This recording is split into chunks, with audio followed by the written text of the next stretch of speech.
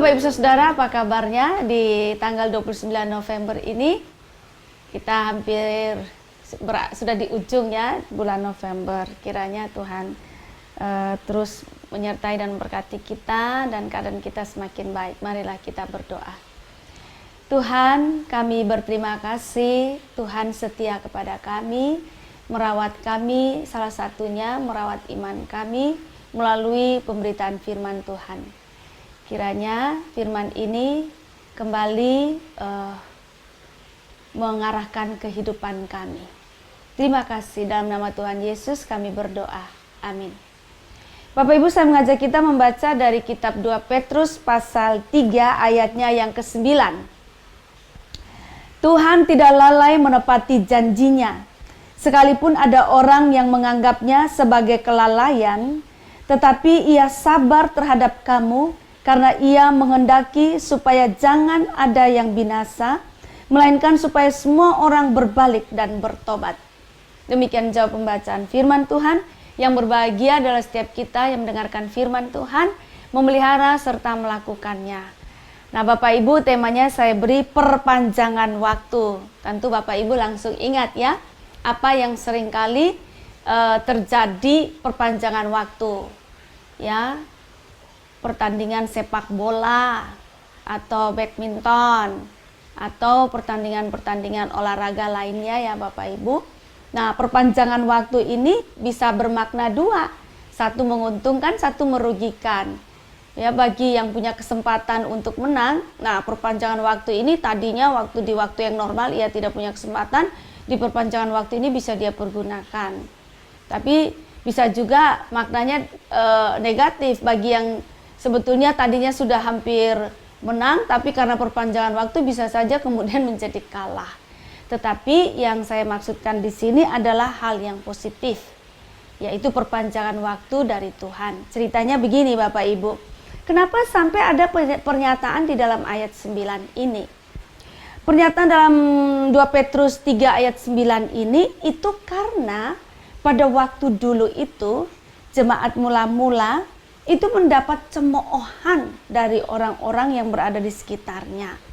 Cemoohan itu adalah tentang mereka menuduh bahwa Tuhan Yesus terlambat datang. Kan pada waktu jemaat perdana sangat kental pemberitaan mengenai kedatangan Tuhan Yesus yang kedua kali. Lalu ketika ditunggu dari tahun ke tahun Tuhan Yesus belum datang juga, maka orang-orang di sekitarnya yang bukan Kristen mencemooh orang-orang Kristen bahwa lihat saja ternyata Tuhan Yesus tidak datang atau Tuhan Yesus lalai begitu. Nah, lalu muncullah salah satunya ayat 9 ini memberikan keterangan. Jadi di sini mau mengatakan bahwa begini, waktu Allah itu adalah suatu yang misterius, ya, misteri. Waktu Allah itu manusia tidak pernah tahu. Karena itu digambarkan dengan 1000 tahun sama dengan 1 hari, 1 hari sama dengan 1000 tahun. Istilah ini ingin mengatakan itu waktu Allah itu misterius, tidak ada seorang pun yang tahu. Tetapi kalau sampai Tuhan Yesus belum datang, itu bukan berarti Tuhan Yesus lalai gitu. Tetapi Tuhan memberikan karunia. Jadi ketika Tuhan Yesus belum datang ini, dia memberikan karunia. Supaya apa? Supaya ada waktu untuk pertobatan sebelum penghakiman. Makanya saya beri judul, oke, ini ada perpanjangan dari Tuhan. Tuhan belum datang. Seperti seolah-olah Tuhan memperpanjang waktu untuk kedatangannya. Nah, perpanjangan ini merupakan karunia. Karena apa? Kalau Tuhan berikan waktu lebih banyak lagi, diharapkan lebih banyak yang bertobat sebelum saat penghakiman Tuhan itu tiba. Jadi Tuhan Allah itu sebetulnya tidak concern pada penghakiman. Tapi Tuhan itu concern pada anugerah. Concern pada perpanjangan waktu untuk perbaikan. Nah, jadi sebetulnya ini mau menyampaikan kepada orang-orang yang mencemooh itu bahwa kalau Tuhan belum datang juga, itu tanda kesabaran Tuhan kepada pendosa. Kesabaran Tuhan pada orang yang berbuat dosa. Nah, jadi di sini mau memberikan pelajaran kepada kita mengenai perpanjangan waktu ini yang menunjukkan kasih Tuhan, anugerah Tuhan, dan kesabaran Tuhan. Maka dengan demikian ada dua hal yang penting bagi kita. Adalah pertama, Bapak Ibu, ketika saat sekarang ini Tuhan sedang mempercayakan kehidupan kepada kita, maka kita perlu menyadari benar dan memanfaatkan dengan sebenar-benar, sebaik-baiknya. Kita memakai waktu itu sebaik-baiknya sebagai waktu anugerah dari Tuhan untuk kita pergunakan sedemikian rupa, salah satunya untuk pertobatan. Jadi kalau Tuhan belum datang, Tuhan masih berikan kehidupan ini, Tuhan berikan kesempatan kita untuk bekerja, untuk beraktivitas, menikmati dunia ini anugerah, ini kesabaran Tuhan, tapi harus kita pergunakan dengan sebaiknya. Pakailah untuk pertobatan, pakailah untuk memperbaiki diri, pakailah untuk melakukan hal-hal yang baik yang sesuai dengan kehendak Tuhan. Yang kedua adalah, ini juga mestinya apa yang Tuhan lakukan ini menjadi teladan bagi kita.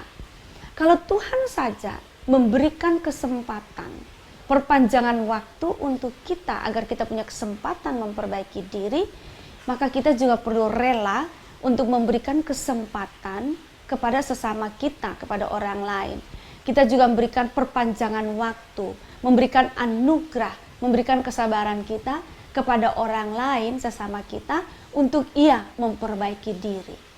Orang lain itu siapa? Bisa saja suami kita, bisa saja istri kita, bisa saja anak-anak kita, bisa saja orang tua kita atau mertua kita, menantu kita, atau teman-teman sepelayanan kita, atau siapapun masyarakat di dunia ini.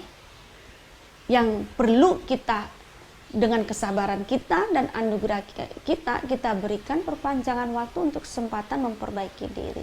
Nah, mari Bapak Ibu Saudara, marilah kita menikmati perpanjangan waktu yang Tuhan berikan itu dengan sebaik-baiknya, dan kita juga memberikan perpanjangan waktu bagi sesama kita. Tuhan menolong kita semua. Amin.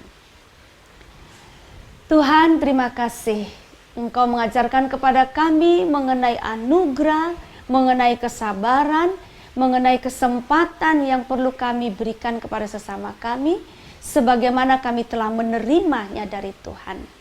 Bantulah kami untuk memanfaatkan kesempatan yang Tuhan berikan untuk kami memperbaiki hidup kami, dan kami juga rela memberikan kesempatan bagi sesama kami untuk memperbaiki hidupnya. Terima kasih, dalam nama Tuhan Yesus kami berdoa. Amin.